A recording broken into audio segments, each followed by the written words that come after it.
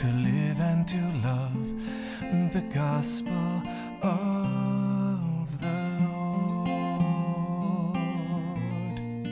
Heart to Heart, a Catholic media ministry, presents an inspiring gospel reflection by Father Michael Sparrow. Father Michael is a Jesuit priest working as a writer and retreat master at the Bellarmine Jesuit Retreat House outside Chicago. The Lord be with you. And with your spirit. A reading from the Holy Gospel according to Luke. Glory to you, Lord. Jesus took Peter, John, and James and went up the mountain to pray. While he was praying, his face changed in appearance, and his clothing became dazzling white. And behold, two men were conversing with him, Moses and Elijah, who appeared in glory and spoke of his exodus that he was going to accomplish in Jerusalem. Peter and his companions had been overcome by sleep, but becoming fully awake, they saw his glory and the two men standing with him. As they were about to part from him, Peter said to Jesus, "Master, it is good that we are here. Let us make 3 tents, one for you, one for you, one for Moses, one for Elijah." But he did not know what he was saying. While he was still speaking, a cloud came and cast a shadow over them, and they became frightened when they entered the cloud. Then from the cloud came a voice that said, "This is my chosen son. Listen to him." After the voice had spoken, Jesus was found alone. They fell silent and did not at that time tell anyone what they had seen. The Gospel of the Lord. Praise to you, Lord Jesus Christ.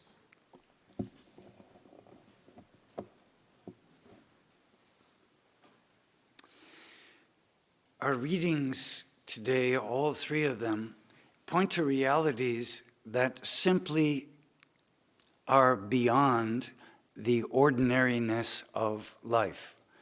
They take us into the mystical realm. They take us in, if you will, into the really real. Our first reading has this rather strange story of Abraham and this mystical experience of God visiting him with a smoking fire pot and a flaming torch that is passing between the offering that he is making. This mystical vision of God's presence reassuring Abraham of the fidelity of his promise. St. Paul, in our second reading to the Philippians, assuring us that our citizenship is in heaven. We walk upon this earth, but we're pilgrims. We're not meant to live upon this earth forever. There's a destiny beyond the here and now. And our gospel story is what St. Pope John Paul II calls the quintessential luminous mystery, this mystery of light where Jesus is transfigured, his clothes are transfigured, his face is transfigured. This isn't this experience of Jesus' face blazing and becoming like the sun differs in degree, but there was a similar experience that happened with Moses. When he would commune with God, his face was on fire. And matter of fact, they'd say, put a veil over it, because his face was glowing. And there's the story of St. Ignatius and another story of St. Teresa of Avila that had this similar experiences. Matter of fact, Ignatius would write into the rules, never come into a person's room without first knocking. That came out of the fact that there was a Jesuit who walked into Ignatius's room when he was at prayer, and they found him levitating and his face blazing like the sun. This intimate communion with God. Well, this is the experience where the outer shell, the veil that veils all reality drops away, and they see Jesus for who he is. Something beyond human, but fully God. It would take centuries for the church to be able to fully articulate that, but they have a glimpse of his glory at this moment. Here, this is the Sacred Heart Chapel. And in this icon, just on my right, is an image of Jesus. And if you look closely, you'll see that his heart is like a sun. That's the first apparition that Jesus had to St. Margaret Mary Alacoque with the revelations of the Sacred Heart. The usual image of the Sacred Heart is the heart surrounded by thorns and pierced with a lance. But the first apparition experience that St. Margaret Mary had was Jesus' heart as a sun blazing inside of him. It's an image that harkens back to this transfiguration image of his face and his clothes become dazzlingly white. Notice that Jesus invites Peter, James, and John, the inner circle of the 12, to come up with him. Now, Jesus has just been predicting his death. And indeed, when Moses and Elijah appear, they speak about his glory, and they also speak about his exodus, his journeying out of slavery, journeying from this life into the next life.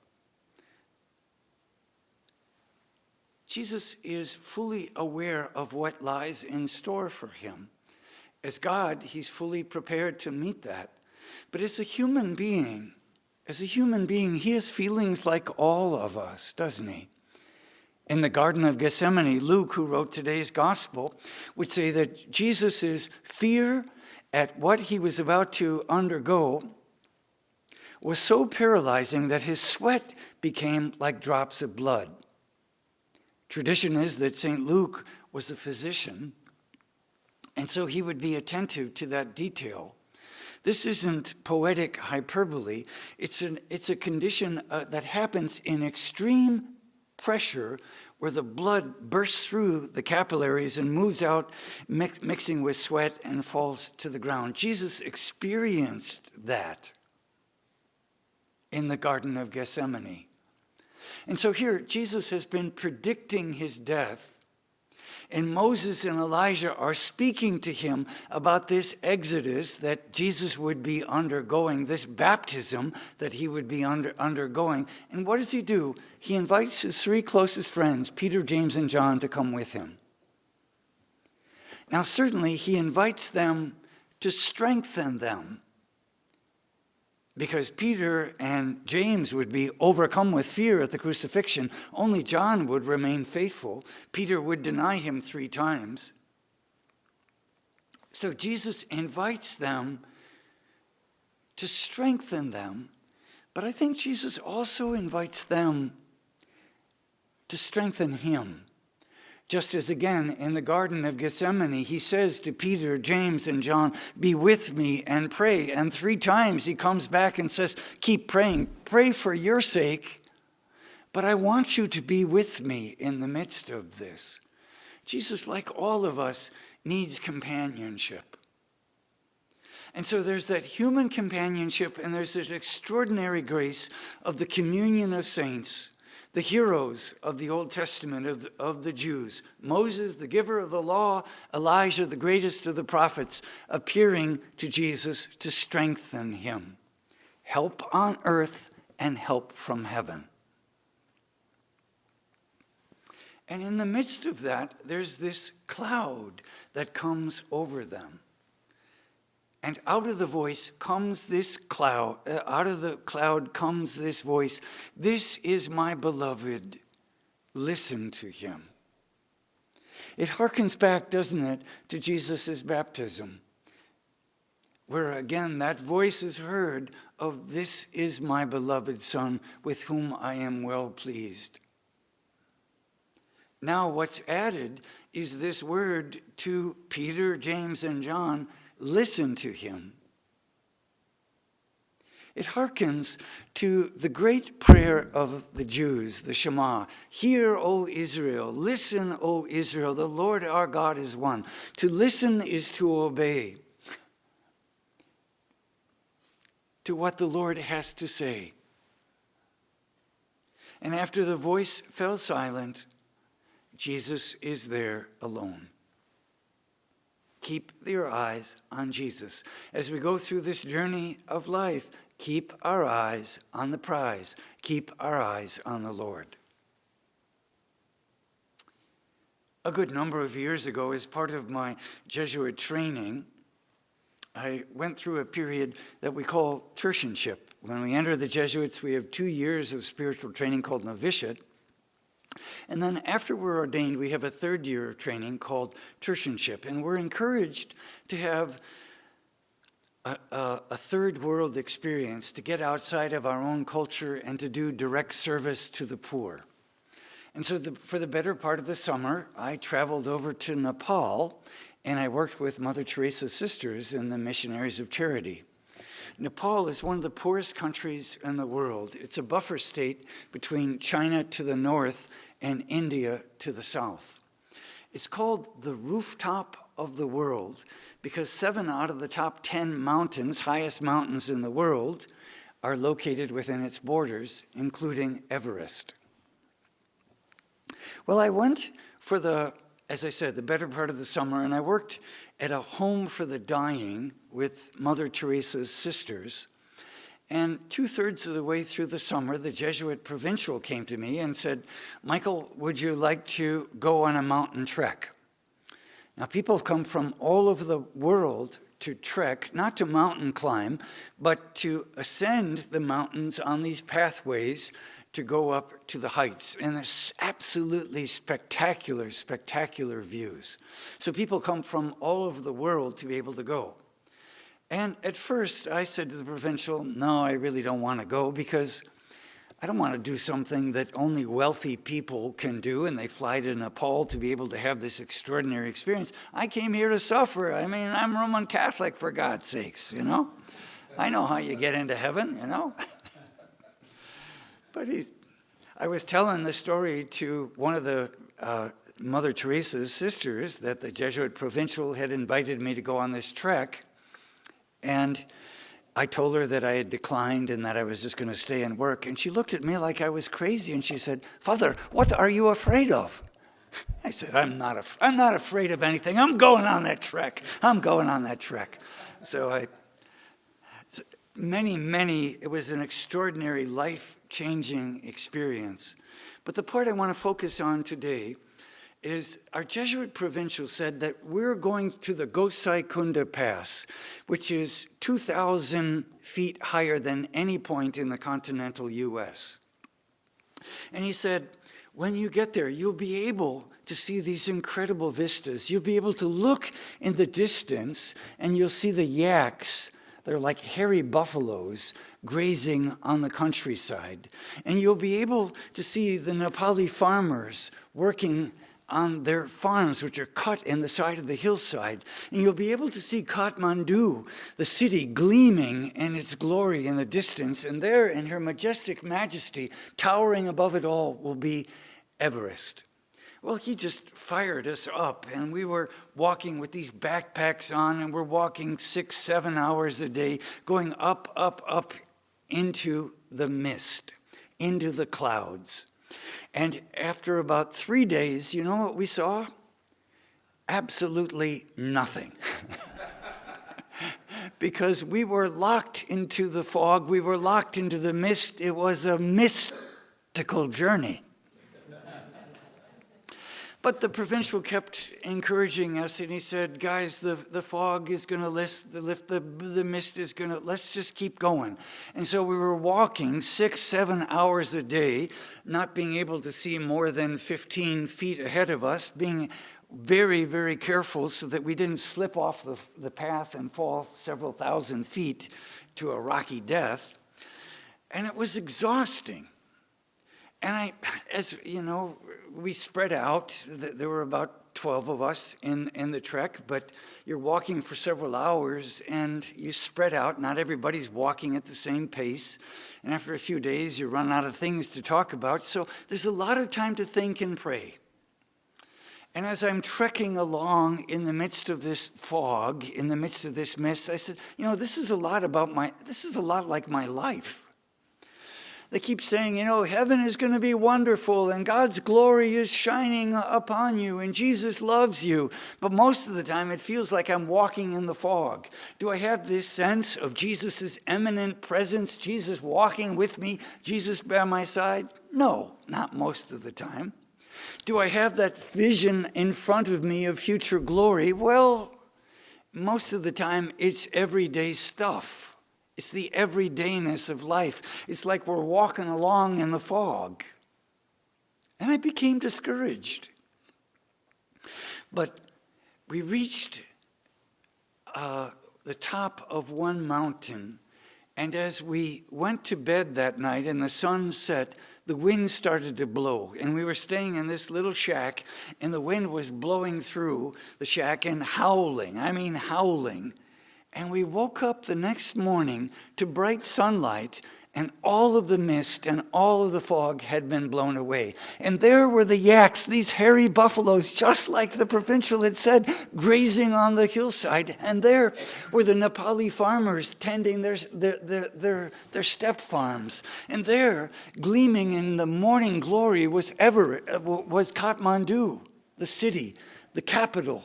And towering above it all, her snow-peaked majesty, was Everest, the tallest mountain in the world. It was all exactly like the provincial had said. And I turned to him and I said, this is amazing. Let's build 3 tents. One for you, one for Moses, one for Elijah. We can stay right here. And he looked at me and he laughed. And he said, we're going back down the mountain so we can go back up the mountain, so we can go down the mountain, so we can go up the mountain and get to our destiny. We have miles to go before we sleep. And as we walked down the mountain, we walked back into the fog, back into the mist, and everything that we had seen was hidden.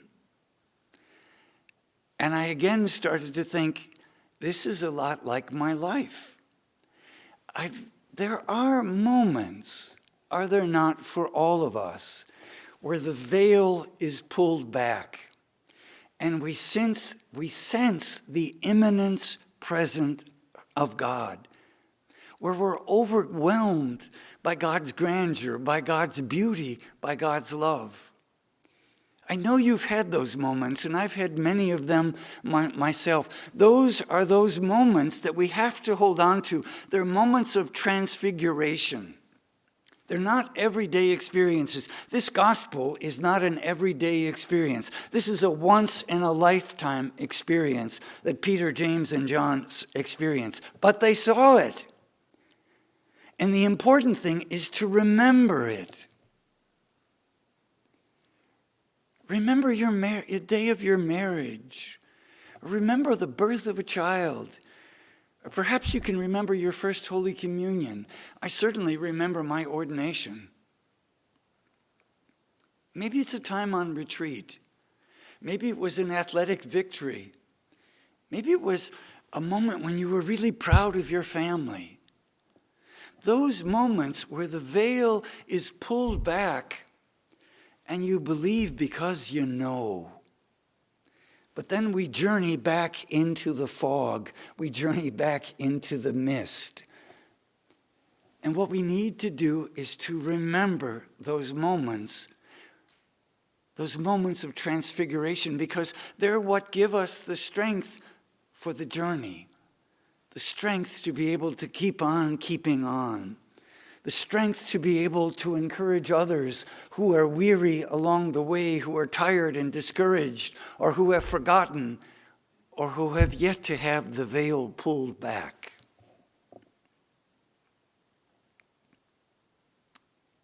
In the midst of this, let's hear in the silence of our soul, "This is my beloved. Listen to him."